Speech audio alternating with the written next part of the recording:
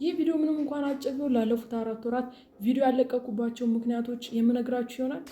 ለማታውቁኝ ብሩክ ሻምበል ይባላለሁ። ለዚህ ቻናል አዲስ ከሆናችሁ ቪዲዮ ላይክ እንዲሁም ሰብስክራይብ ማድረግ እንዳትረሱ።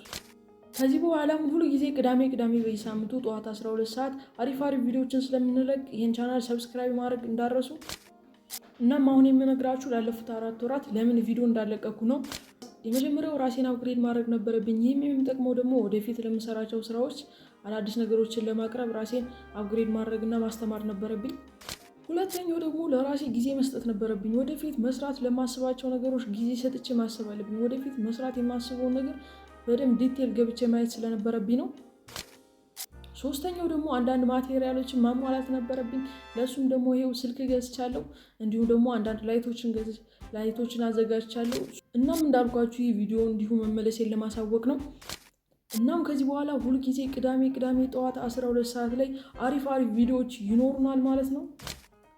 እናም እንደበፊቱ ትንሽ ነገሮችን ሳይሆን ትልልቅ ነገሮችን በሰፊው ሀሳብ እያነሳን ቪዲዮ የምንሰራ ይሆናል። ስለዚህ ይህን ቻናል ሰብስክራይብ ማድረግ እንዳትረሱ። እናም የዛሬ ሳምንት ቅዳሜ ጠዋት 12 ሰዓት ላይ በሌላ ቪዲዮ እንገናኛለን።